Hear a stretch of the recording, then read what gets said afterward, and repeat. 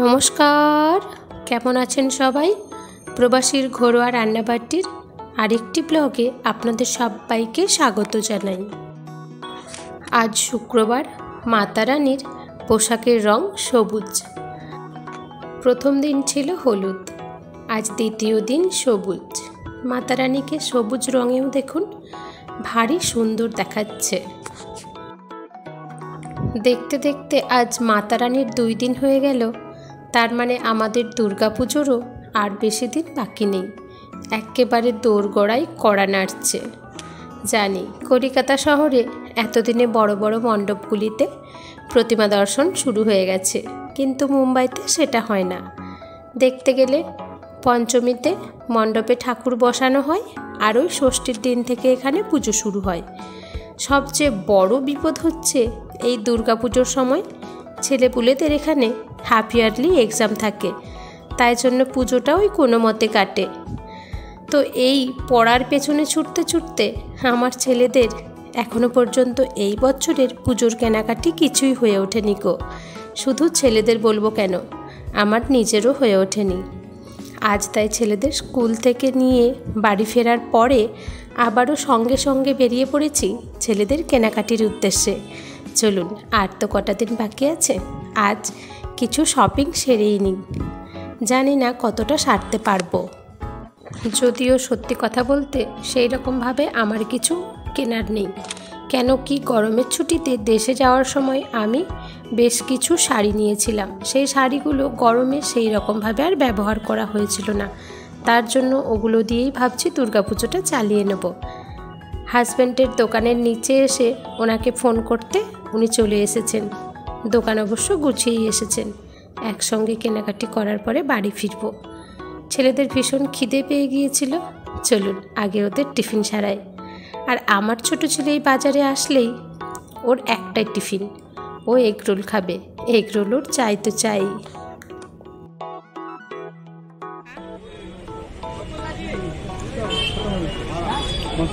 Tasty.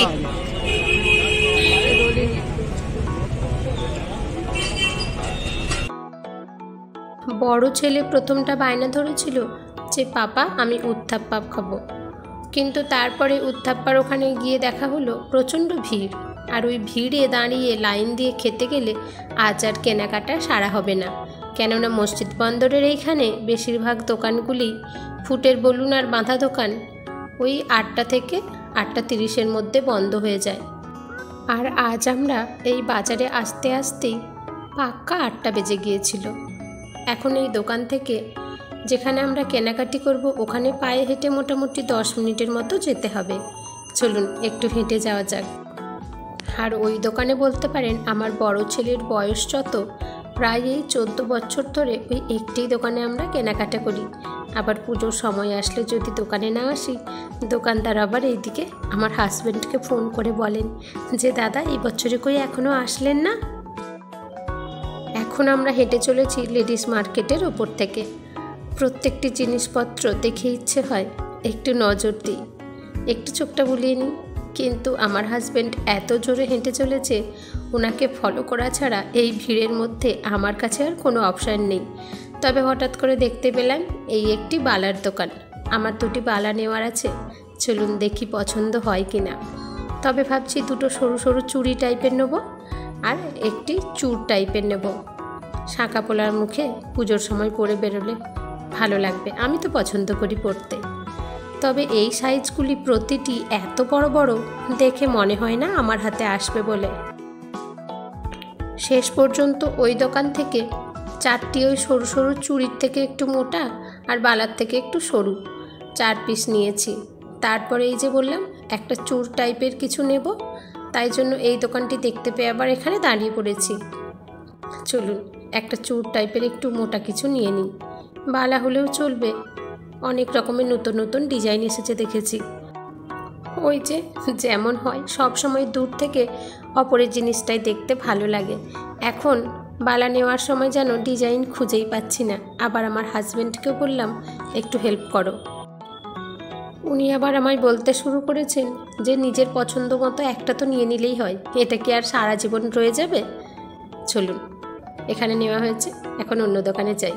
এই লম্বা হারগুলো দূর থেকে দেখে সবসময় বেশ ভালোই লাগে, মনে হয় নিচে একটা নিই, কিন্তু নিতে এসে কি জানি কেন খুব একটা যেন পছন্দ হয় না। এখন মার্কেট জমজমাটি, এক তো দুর্গাপুজো, তারপরে নবরাত্রি, আবার ওপর থেকে করবা চৌথেরও ব্রত আসছে। জুতোগুলো ভারী সুন্দর দেখাচ্ছে দেখুন। মার্কেটের ওপর হাঁটতে হাঁটতে এদিক ওদিক চোখ তো চলেই যায় বলুন। এটা ওটা জিনিস দেখতে দেখতে এখন চলে এসেছি ছেলেদের দোকানে, মানে ছেলেদের যেই দোকান থেকে জামা কাপড় নেওয়া হবে। দোকানটা মোটামুটি একটু রাত পর্যন্তই খোলা থাকে, সেই জন্য খুব একটা অসুবিধা হয় না, তাই জন্য বাইরের কাজটা আগে মোটামুটি মিটিয়ে নিয়েছি। আর ছেলেদের এই দোকানে এসে সবচেয়ে বোরিং আমার লাগে। সত্যি কথা বলতে আমি আমার নিজের শাড়ি কিনতেও এত টাইম লাগাই না বোধ হয়, তবে আমার ছেলেদের আবার ভীষণ খুঁতখুঁতে অভ্যাস আছে জানেন। নিজেরা এসে জামা কাপড় পছন্দ করে নিয়ে যাবে, তারপরে আবার বাড়িতে গিয়ে বলবে পাপা এটা ফিটিংস হচ্ছে, ওটার কালারটা পছন্দ না, এই ওই হ্যানা ত্যানা। জানি না এখন ওদের জামা কাপড় পছন্দ করতে কতটা টাইম লাগবে। আমি বাবা একটা সাইডে এসে বসে পড়েছি চুপচাপ। ওদের তবে জামা কাপড় পছন্দে ওর পাপাই বেশি হেল্প করে। শুধু যখন সব ফাইনাল হয়ে যাবে ওর পরে আমাকে এসে একবার বলবে যে কোন কালারটা কেমন হয়েছে, কোন ডিজাইনটা কেমন হয়েছে একটু দেখে নাও। এই যা এখন বড় ছেলের পছন্দ চলছে। আর বারবার এই দোকানটিতে আসার একটি কারণ জানেন, এই দোকানটিতে এত রকমের নতুন নতুন প্যাটার্নের জিন্স থাকে যে কি বলবো। আর প্রত্যেকবারই নতুন নতুন প্যাটার্নেরই জিন্স পাওয়া যায়, আর জিন্সগুলো ভীষণ টিকসই হয় আর খুব কমফোর্টেবল হয়। তাই জন্য আমার ছেলেরাও এই দোকানের জামা কাপড়গুলো পরতে বেশ ভালোই বাসে জানেন। শুধু জিন্স না, জিন্স ছাড়াও যত টি শার্ট, শার্ট সবই বলতে পারেন এই দোকান থেকেই নেওয়া হয়। প্রত্যেকটি জামা কাপড়ের কালারও খুব সুন্দর থাকে। জামা কাপড়ের কালার তো ওঠেই না, তাছাড়া কাপড়গুলো বেশ ভালোই হয়। দু ভাইয়ের মোটামুটি জিন্স, হাফ প্যান্ট যা নেওয়ার পছন্দ করার হয়ে গেছে, এখন শার্টের পালা। ভাবছি এবারে দুটো করে হুডি নেব। পুরানো হুডিগুলো একটু ছোট হয়ে গেছে, ওই সকালের দিকে যখন টিউশনে যায় একটু কানটা মাথাটা চাপা পড়ে। সেই রকমভাবে এখানে ঠান্ডা তো পড়ে না, কিন্তু শীতের সময় সকালে যেমন একটু ঠান্ডা ঠান্ডা ওয়েদার থাকে। শার্টগুলো এবারে দেখছি একটু নতুন প্যাটার্ন, গলার কাছে কাটিংটাও বেশ একটু আলাদা, আর শার্টের কালারগুলো আমার ভারী পছন্দ হয়েছে। তবে অবশ্য আমার বড় ছেলে সবসময় শুধু এই পিঙ্ক কালার দেখলে ওর মনে হয় যে পিঙ্ক কালারটা যেন মেয়েরাই পরে, কিন্তু আমার ছোট ছেলের আবার কালারটা পছন্দ হয়েছে। ভাবছি ছোটো ছেলের জন্য পিঙ্ক কালার আছে, তাই পিঙ্ক কালারটা নেব না, ভাবছি ওই একটা শ্যাওলা শ্যাওলা কালার আছে ওই কালারটাই নেব। আর বড় ছেলে দুটি শার্ট নিয়েছে, এই যে হোয়াইটের ওপরে হালকা পিঙ্ক ওটা নিয়েছে, আর একটা একটু অন্য হালকা কালার দেখে শার্ট নিয়েছে। ওর জন্য আগে দুটো প্যান্ট কাটানো হয়েছে দর্জিতে, ওগুলোর সঙ্গে একটু হালকা কালারেরই শার্ট যাবে। তারপরে দু ভাইয়ে মোটামুটি এটা ওটা করে ওই 11-12টার মতো আইটেম হয়েছে। চলুন মাউরির ভাইয়ের জন্য মানে দেবাংশের জন্য একটা ছোট্ট জামা নিয়ে নিই। নিজের ছেলে দুটোকে দুর্গাপুজোর সময় জামা দেবো, আর এই ছোট্ট বাচ্চাটা দেবাকে এখনও পর্যন্ত কিছু কিনে দেওয়া হয়নি গো, তাই জন্য ভাবলাম দুর্গাপুজোর সময় একটা জামা ওর জন্যও নিয়ে নিই। আর এখানে আমার হাজব্যান্ডের সবচেয়ে বেশি পছন্দ হয়েছে এই ইয়েলো কালারটা। ও এমনিতেই ভীষণ ফর্সা, ইয়েলো কালার ওকে নিশ্চয়ই ভালো লাগবে। চলুন ওর জন্য এটা প্যাক করে নিই। এই দোকানে মোটামুটি আমরা এসেছি 2 ঘন্টা 15 মিনিট হয়ে গেল। আমার ছোট ছেলেও ভীষণ বিরক্তি করছে, এই দোকান থেকে এবার তাড়াতাড়ি বেরোতে হবে, আমারও আর ভালো লাগছে না। ওখান থেকে বেরিয়ে এবার শুরু হয়েছে আমার ছোট ছেলের জুতো খোঁজা। উফ, জামা কাপড় কিনতে তো এত টাইম লাগলো, আর আমার ছোট ছেলের জুতো খোঁজা এর থেকেও আরও বেশি কঠিন ব্যাপার। ওর পায়ের টোটা এতটাই মোটা আর এতটাই চওড়া যে 3-4টে দোকান ফেল হয়ে গেল। ওর পায়ের জুতো সেই 1500-এর ওপরে দেখাচ্ছে, আবার 6 মাস পরে ওই জুতোও ছোটো হয়ে যাবে। কি করব বলুন তো অত দামি জুতো নিয়ে, তাই জন্য নিলাম না, পরে দেখব। আমার মোবাইলের একটা কভার নিয়েছি, অনেক দিন হলো আমার মোবাইলের কভারটা চেঞ্জ করা হয়েছিল না। আজ হঠাৎ বড় ছেলেরই মনে পড়লো যে মাম্মি কভারটা চেঞ্জ করে নাও। দেখুন ওই জামা কাপড়ের দোকানে থাকতে থাকতে এদিকের মার্কেট প্রায় উঠেই গেছে, এখন একেবারে খালি। সবার এখন গোছগাছের পালা চলছে। আমরাও অনেকটা হেঁটে হেঁটে থকে গেছি। চলুন একটু নিম্বু পানি খাই। তবে আজ আমি ভাবছি একটু পুদিনার জল খাবো। পুদিনার জল আমার ভারী পছন্দের।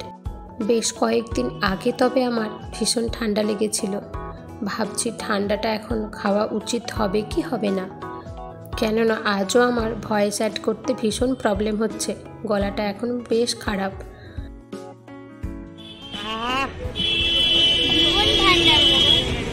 জীবনটা ঠান্ডা হয়ে গেল।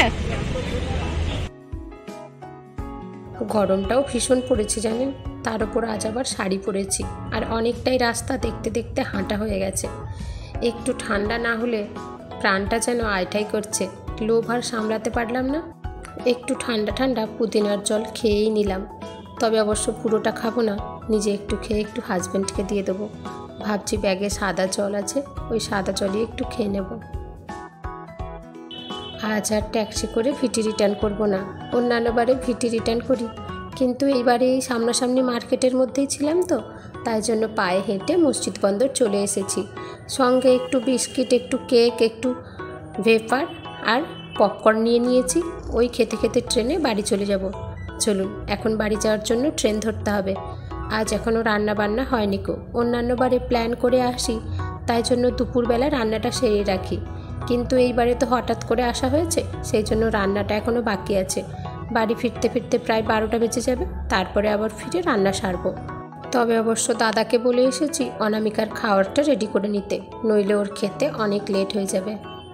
আর আমাদের রাত্রে বাড়ি ফিরে যা হয় একটু ডিম ভাজা, ডাল আর আলু সেদ্ধ, সঙ্গে একটু ঘি, এই দিয়ে ডিনারটা সারবো।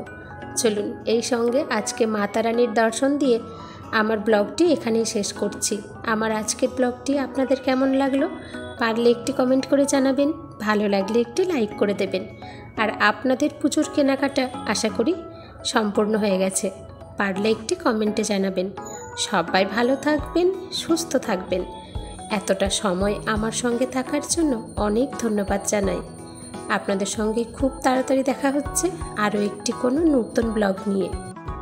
আপনাদের কাছে আমার একান্ত অনুরোধ, যদি আপনি আমার চ্যানেলে নতুন বন্ধু হয়ে থাকেন, প্লিজ আমার চ্যানেলটি সাবস্ক্রাইব করে আমার পাশে থাকার জন্য অনুরোধ রইল।